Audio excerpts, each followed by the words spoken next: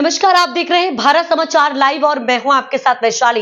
आइए रुक करते हैं आज की खास खबर पर। गंभीर आरोप लगे हैं कि दोहद जिले के चंदवाना गांव के डोमर सरकारी प्राइमरी स्कूल में बच्चों से जबरन मजदूरी कराई जा रही है। પતિ જાતરલાલ ને બાળકોને જોયું કામ કરતા તો સાહેબને અમે કીધું કેમ બાળકોને કામ કરાવો, ત્યારે સાહેબે કીધું કે મજૂરો ના મળતા અમે બાળકોને કામ કરાવીએ છીએ। ત્યારે અમે સાહેબને કીધું આવી રીતે બાળકો અમે શિક્ષણ માટે આપીએ છીએ, આવી મોકલીએ છીએ, આવી રીતે કામ ના કરાવાય। ત્યારે સાહેબે અમને એવું જવાબ આપ્યો કે તમારે ડીડીઓમાં જ્યાં રજૂઆત કરવી હોય ત્યાં કરી આવો, મને કઈ ફરક પડવાનો નથી। તેથી અમે આજે દાહોદ તાલુકા વિકાસ અધિકારી સાહેબને આવેદન પત્ર આપવા આવ્યા છે। તેથી અમે આશા રાખીએ છીએ કે અમને ન્યાય મળે અને સાહેબને કડક કાર્યવાહી થાય।